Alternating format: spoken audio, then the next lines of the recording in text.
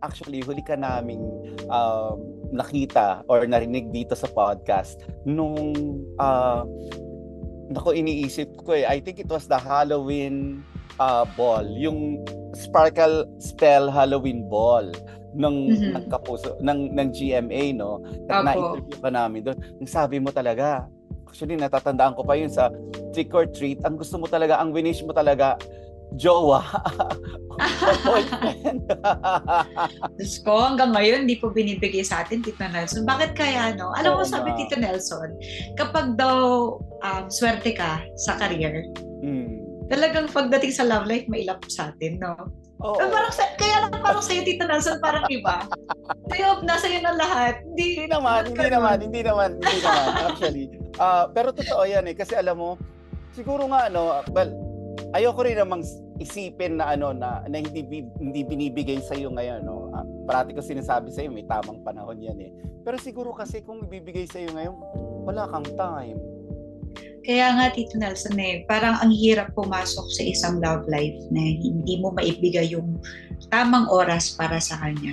Kasi ako, di ba nga parang nabanggit ko yun before na kapag may binigay sa akin isang bagay, focus talaga ako doon. Kaya nung binigay sa akin yung mga trabaho, talagang tutok ako, Tito Nelson. Yeah.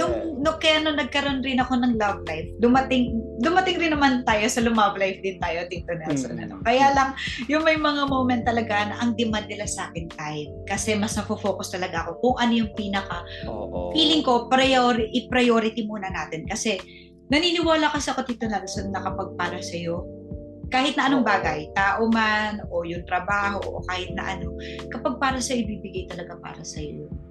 At hihintayin ko ng bagay na yun. Kasi kahit na anong mangyari, kahit na may humarang pa sa'yo, basta para sa'yo yun sa'yo. Oo, actually si Alessandra nga, nung na-interview ko siya dito sa podcast meron siyang quotable quote na parang kaming mga single masaya naman kami. Parang wag niyong i-impose sa amin na na kailangan namin magkaroon ng ka-partner para maging masaya. Oo. Actually, ikaw naman, di ba, pag nakikita naman kita, masaya ka lang Yes, diba? Parang hindi pa ako umabot po sa part na gustong-gusto ko na yung parang, sige na, ibigay nyo na sa akin to. Parang gano'n. Hindi pa naman ako umabot sa gano'n. Ayoko rin naman umabot sa gano'n. Kasi so far, Tito Nelson, lahat na nangyayari sa akin, happy talaga ako Ganun pa. Girl, ang daming naliligaw sa'yo pero hindi mo pinapansin.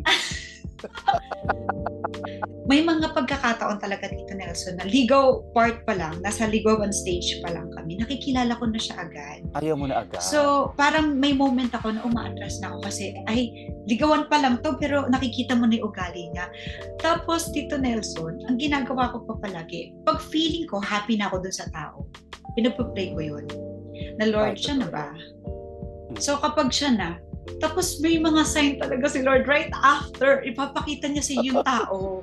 Papakilala niya talaga sa iyo. Maya-maya nawawala yung taong yun. O kaya may mababalitaan ka sa taong to na ganun. Sabi ko, oh my gosh, akala ko siya na yung pinakamabait, pinakaganitong tao. May artista dito sa mga to?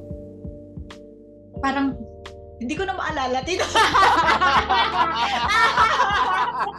Kilala kita. Parang hindi ko makilala dito. Marunong ka na sumagot ngayon na parang dati na on the spot pa kita Oo ba, Tito Nelson? Ngayon hindi, magaling ka na sumagot. Pinagandaan ko to, Tito Nelson.